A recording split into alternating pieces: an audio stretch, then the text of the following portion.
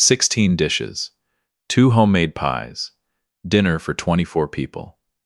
Every item had a deadline, a serving dish, and a little box where June was supposed to mark it complete.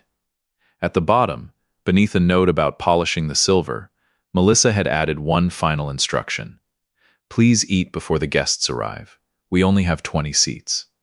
June read that sentence twice. Her right hand was resting in a blue therapy brace because she was still recovering from wrist surgery. I watched her use her left hand to scroll back to the top, as if the words might become kinder when read in the proper order. They did not. I closed the laptop, picked up my phone, and booked 2 tickets to Savannah. At 72, I had learned that anger usually announces itself before good sense has found its shoes. I did not call Melissa. I made tea and waited until the steam had stopped rising. "Walter," she said, "Thanksgiving is 9 days away." "I know. She already invited everyone. Then she should have a plan for feeding them." June looked toward the kitchen. For 46 years, that room had been the center of every holiday we celebrated. She did not measure love in words. She measured it in extra chairs, warm plates, and the certainty that nobody left our table hungry. Melissa had spent years confusing that generosity with an obligation. My wife was 69 and had worked for 32 years as an elementary school librarian. She was not fragile, but 3 months earlier, a torn tendon and worsening arthritis had required surgery on her dominant hand. The doctor had ordered no heavy lifting, repetitive chopping, or rolling dough until her therapist cleared her. Melissa knew all of that. She had driven us home from the outpatient center. "Maybe she forgot about the wrist," June said. "The spreadsheet has a column called Tasks Mom Can Do Seated." June stared at her tea. Sometimes protecting the person you love means sitting quietly beside them until they admit that something hurts. I moved closer and placed my hand over her left one. "Do you want to cook that meal?" I asked. Her answer came so softly I almost missed it. "No." "Do you want to attend as a guest?" She looked back at the laptop. "Apparently I am not one." That sentence settled the matter. June and I had raised 2 children outside Richmond, Virginia. Our son Daniel lived in Colorado and could not travel because his wife was caring for her father after a stroke. Melissa was 42, married to a real estate agent named Derek, and lived nearby with their 17-year-old son, Noah. She planned to save the holiday by hosting both sides of the family, 3 business prospects, and a lifestyle photographer. The business prospects explained the 24 guests. The shortage of chairs explained nothing. Melissa owned a small event planning company called Gathered Grace, a name June had suggested. 6 years earlier, when Melissa left a hotel job to start it, we admired her courage. I had retired from a civil engineering firm with a good pension, and we agreed to cover her studio rent for the first 6 months. 6 months became a year, then, just until wedding season, then another slow winter. By the time the spreadsheet arrived, we had been paying $1,200 each month toward the studio for almost 3 years.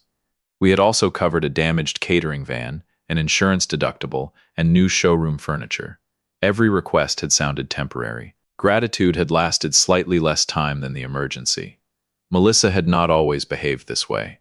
Her selfishness grew slowly, watered by our habit of rescuing her, until she became accustomed to receiving what we had once been proud to give. June helped most of all.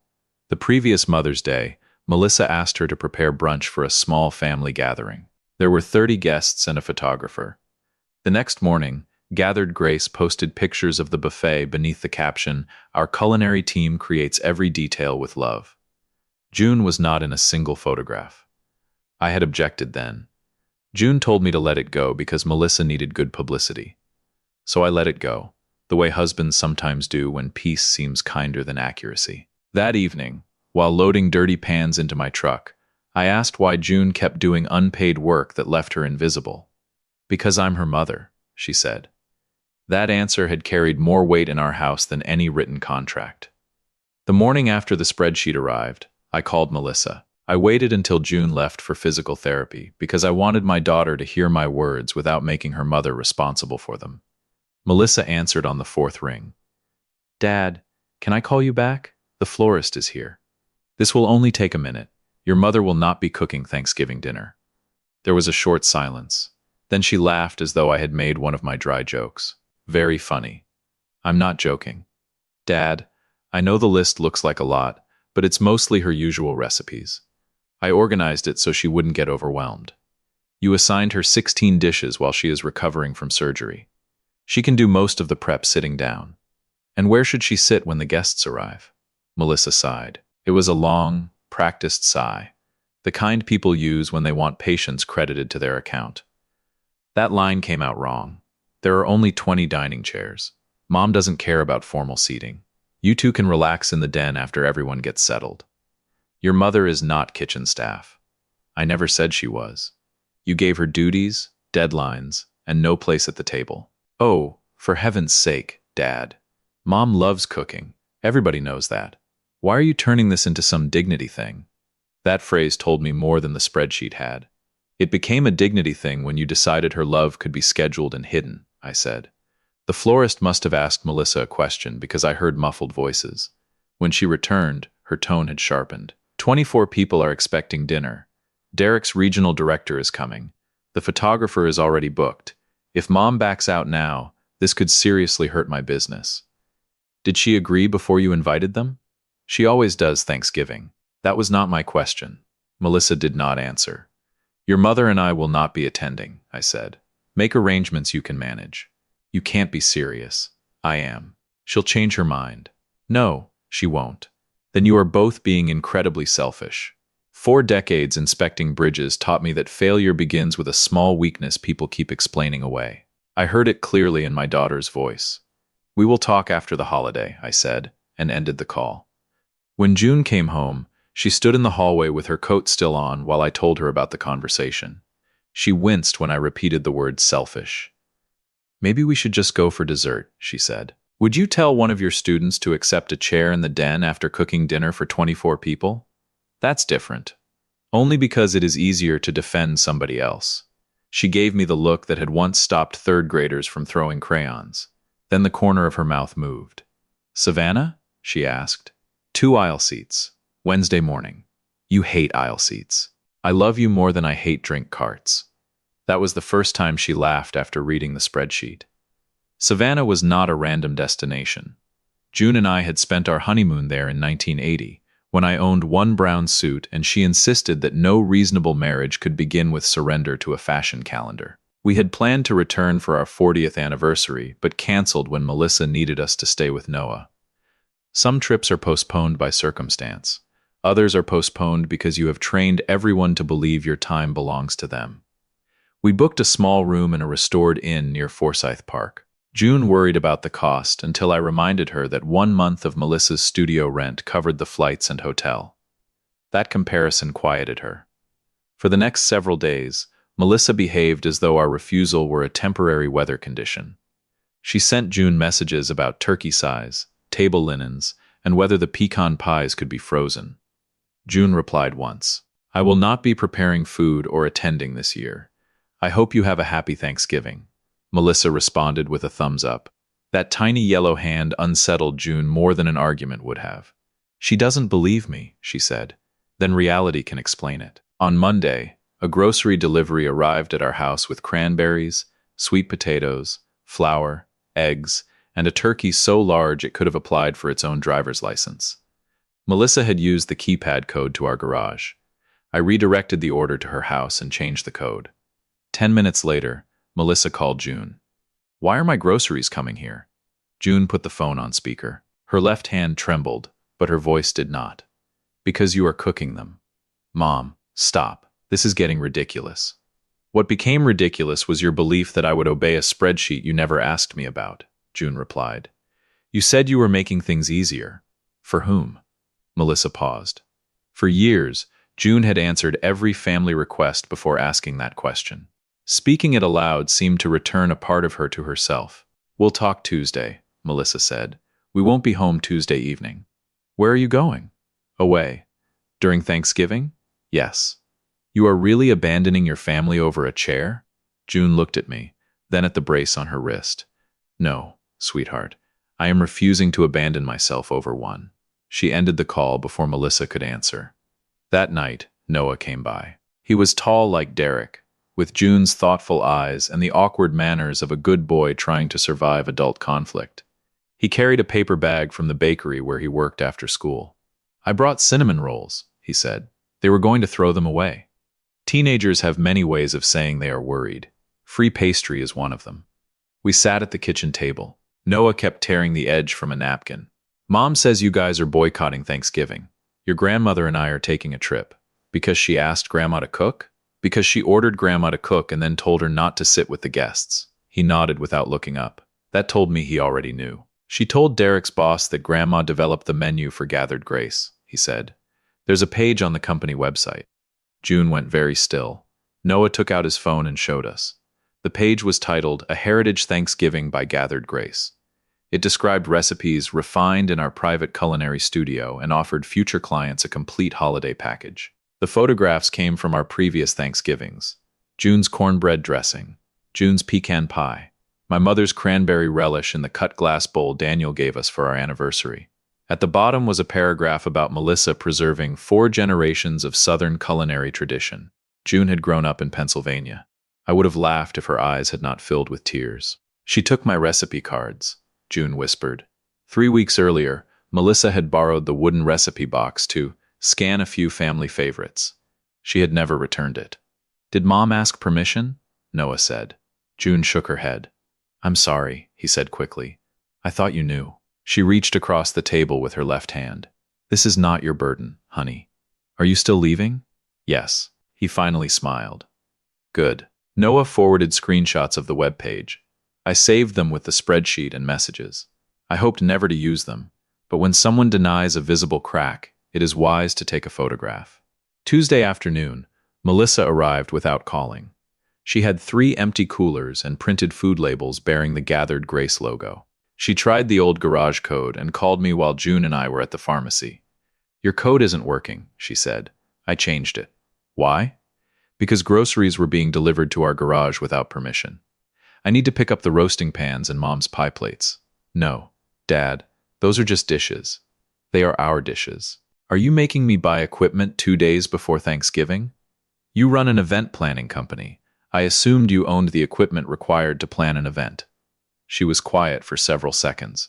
This is cruel, she said. Cruel would be telling your mother she was family while treating her like unpaid help. This is a locked door. When we returned, Melissa was gone. On the step lay a label reading Gathered Grace Signature Pecan Pie.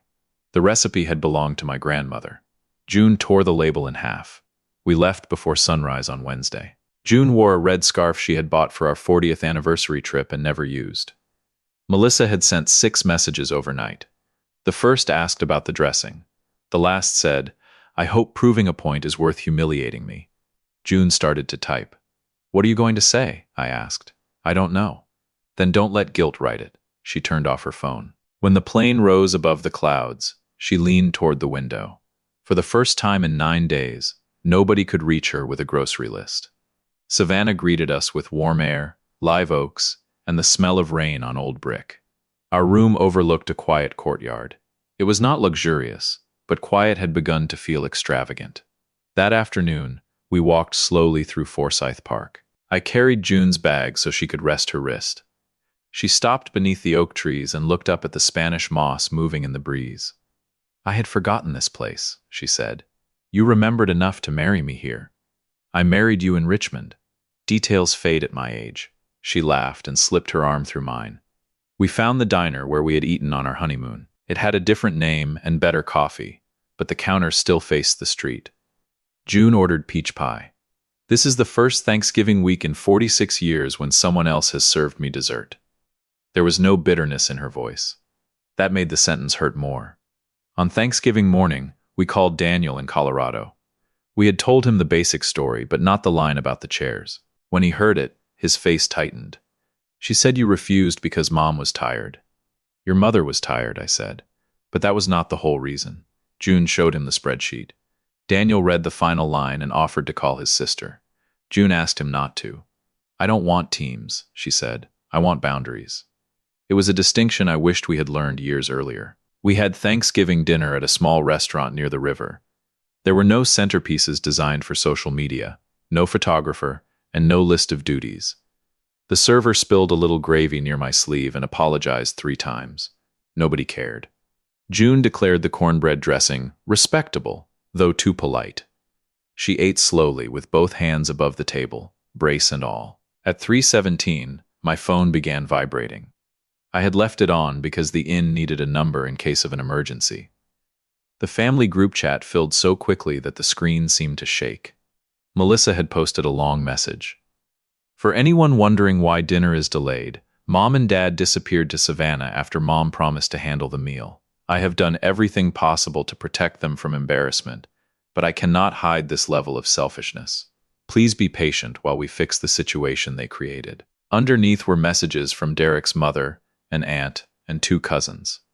Some expressed concern. One wrote, "Surely June didn't just leave." Another asked if she was ill. June read the message over my shoulder. Her face lost color. She told them I promised. You did not. People will believe her. She is there. We are here. I had no desire to argue with my daughter in front of 24 people, even by phone. Arguments produce smoke. Evidence opens a window. I posted one image, the bottom of Melissa's spreadsheet, including the instruction, "Please eat before the guests arrive. We only have 20 seats." Beneath it, I wrote 2 sentences. June never agreed to prepare this meal. We wish all of you a peaceful Thanksgiving. Then I silenced the chat and turned the phone face down. June watched me. That's all? That's all the truth needs. For several minutes, neither of us spoke. Then a man at the next table raised his glass as if we were celebrating something. I raised mine back. Maybe we were. We learned later that the turkey had not thawed in time and an emergency caterer canceled. Melissa served dinner almost 3 hours late with food from 2 restaurants and a grocery deli. The photographer left before the pies arrived. Derek's regional director ate a sandwich in the kitchen and was perfectly gracious. The disaster was expensive and embarrassing, but nobody starved and no career ended. A capable adult simply faced the consequences of planning an event around labor she had never secured. What troubled Melissa most was the group chat. Once relatives saw the spreadsheet, the tone changed. Derek's mother asked why June had not been given a seat. An aunt wrote that she would have stayed home too. One of the prospective clients apparently removed herself from the conversation and later canceled a meeting with gathered grace. Melissa called 11 times. I answered the 12th because repeated calls can mean a hospital. "Do you have any idea what you did?" she shouted. "Are you safe?" "Safe? My dinner is ruined. Everyone is talking about that stupid line."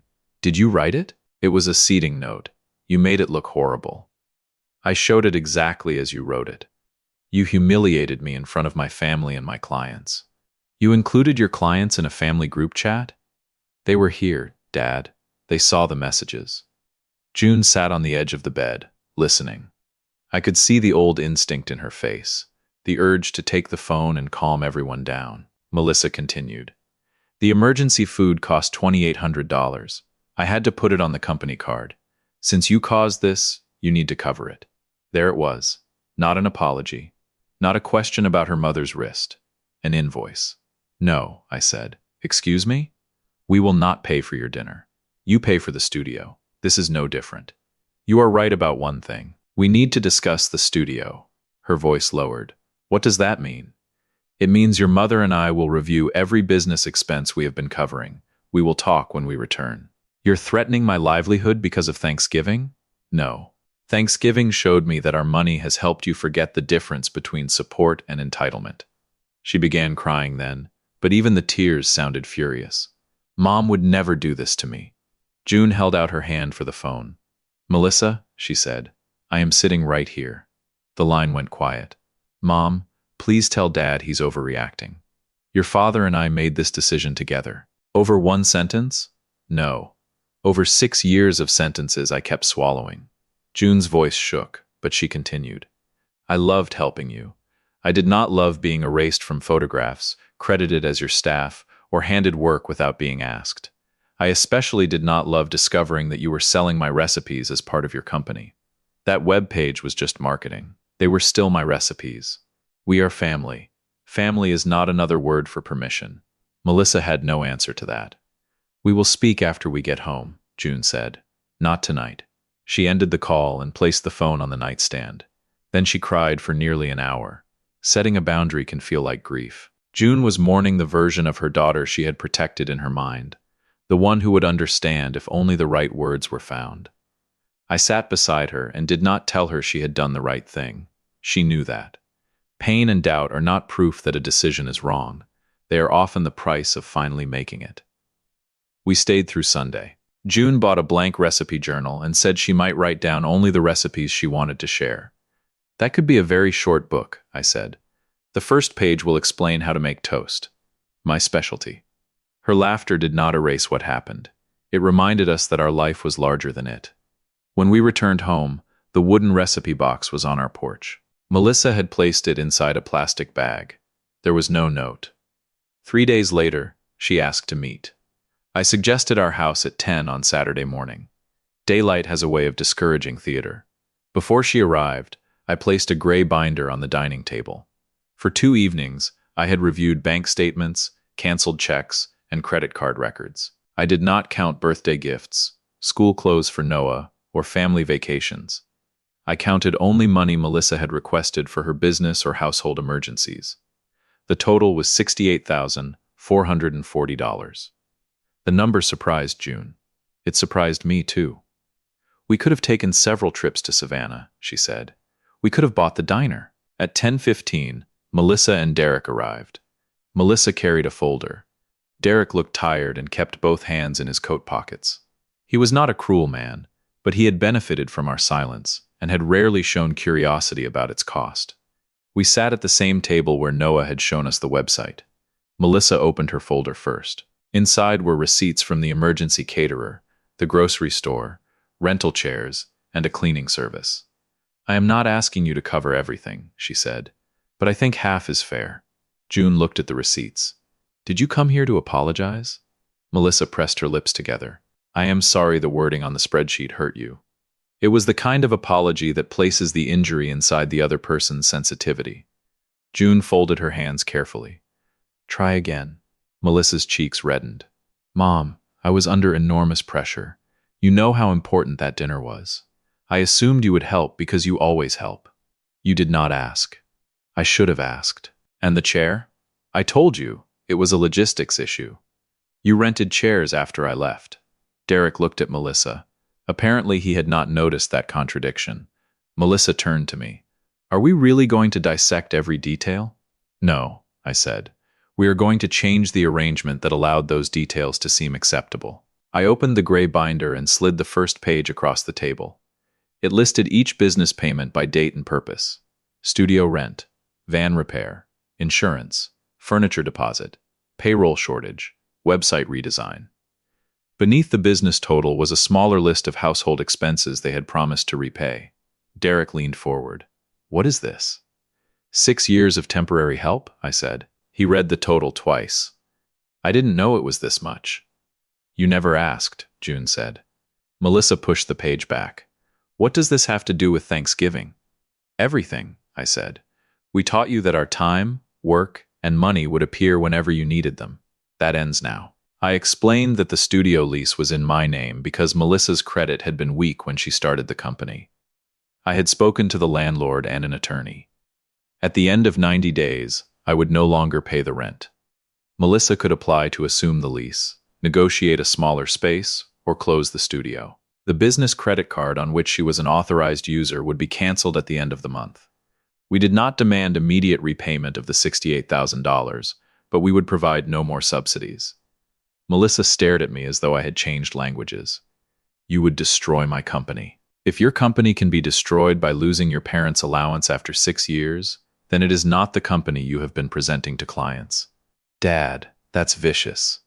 No, it is late. She looked at June. You're letting him do this? June's expression changed. The hurt remained, but something firmer appeared beside it. Stop speaking about me as if I am furniture in my own house, she said. I am not letting your father do anything. I asked him to help me stop. Derek cleared his throat. Maybe we can separate the money issue from the family issue. We tried that, I said. It is how both issues grew. Melissa gathered her receipts. Several slipped to the floor, and June did not bend to pick them up. What am I supposed to do? Melissa asked. The same thing you expected your mother to do, I said. Look at the work in front of you and decide what you can actually manage. She left without saying goodbye. Derek paused at the door. I truly didn't know about all the payments, he said. You knew enough to enjoy them, I replied. That was harsher than most things I say. It was also true. For nearly a month, Melissa did not contact us. Noah visited with soup he had made himself. It contained too much pepper and noodles soft enough to qualify as a beverage, but June ate every spoonful. Mom says you chose money over family, he said. You do not have to choose a side, I told him. I wish she'd stop making me listen. June set down her spoon. Respect does not require you to become a container for another person's anger. Noah wrote that sentence in his phone. At Christmas, Daniel and his wife came to Virginia. Melissa and Derek declined our invitation. June cooked a roast because she wanted to, and Daniel chopped every vegetable while she supervised. We set an extra place, because hope deserves a chair even when the person does not use it. The empty place hurt June, but it did not control the evening. In January, Melissa moved Gathered Grace out of the studio. She rented storage space for the furniture and began meeting clients from home. She sold the catering van and took a part-time position managing events at a community center. I learned these things from Noah, not from her. Her first email arrived in February. Most of it explained her stress and business losses. The final paragraph said she was sorry that Thanksgiving became such a painful misunderstanding. June read it, closed the laptop, and went outside to refill the bird feeder. Are you going to answer? I asked later. Not yet. Why? Because she is still apologizing for the weather instead of admitting she left the window open. I kissed her cheek. Retirement had made my wife philosophical. In March, another email came. This one was shorter. I took your work for granted.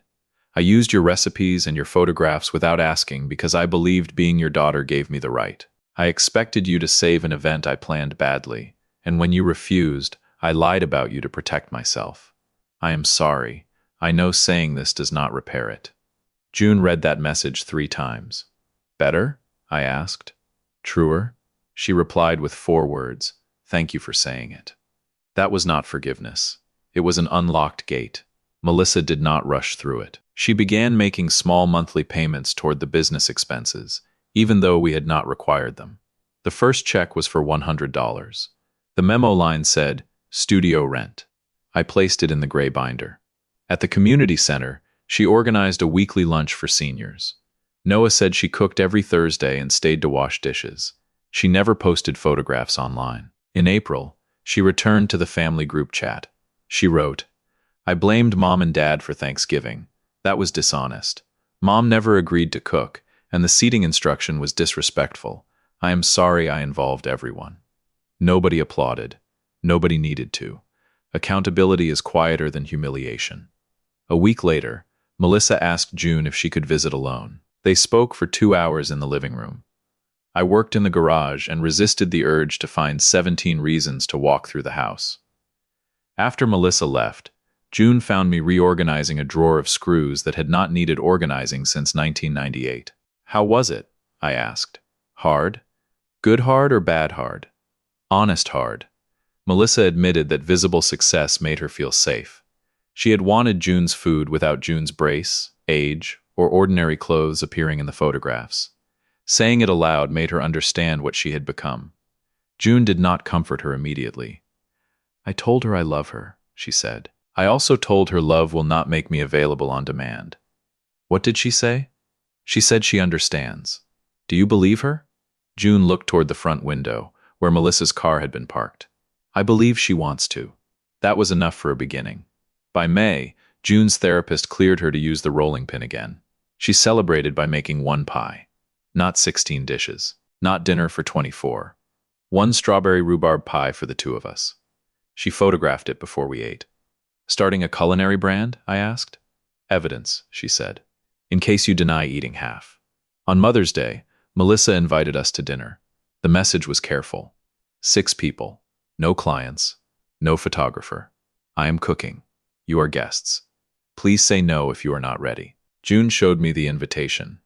What do you think? She asked. I think she finally asked. We accepted. When we arrived, there were no rented linens, flowers, or printed menus. Noah wore an apron, Derek carried green beans, and something in the oven smelled slightly overdone. "The rolls are darker than planned," Melissa said. "That is why God invented butter," I told her. The table had 6 chairs. At the head was June's old blue and white dinner plate, the one Melissa had painted for her in a pottery class when she was 10. Beside it lay a folded napkin and a small bunch of daisies from the grocery store. Melissa pulled out the chair. "Mom, you sit down first," she said. Her voice wavered. "This time, I'll take care of you." June did not rush toward her. She looked at the chair, then at her daughter. In that pause sat the spreadsheet, the brace, the stolen recipes, Savannah, the gray binder, and every holiday when love had been asked to prove itself through exhaustion. Then June sat. Dinner was not perfect. The roast was dry, the beans needed salt, and Derek dropped a serving spoon. Nobody took a picture until June asked for one after dessert. Melissa served a pecan pie from a bakery. "I did not use your recipe," she said. "I wanted to ask before I ever make it again." June tasted a bite and considered it. "The bakery uses too much corn syrup." "I agree." "Come over next Saturday," June said. "I'll show you the recipe." Melissa's eyes filled, but she did not make a speech. She simply nodded. Our boundaries did not disappear after that dinner. Melissa assumed her own expenses. We never reopened the business credit card. June decided which family meals she wanted to cook and accepted help when she did. Gathered Grace continued on a smaller scale, and Melissa rebuilt it without pretending it had a private culinary team. On her new website, the holiday menu page was gone. The gray binder remained in my desk. So did the Savannah receipt and the torn Gathered Grace pie label, not as weapons. As reminders that love without limits can become permission for harm, even when nobody intends it at first. People ask whether we ruined Thanksgiving by leaving. We did not. A holiday is not saved by a punctual turkey or matching napkins. Family unity is not the silence of the person carrying the heaviest tray. That year, June and I ate Thanksgiving dinner 2 states away, surrounded by strangers. Yet it was the first Thanksgiving in a long time when I felt we had honored what the day was supposed to mean. Gratitude is not thanking someone while assigning them another task. It is seeing what they have carried. It is making room for them at the table. And sometimes, when the people you love forget how to do that, the kindest thing you can do is stop cooking, close the laptop, and book the flight.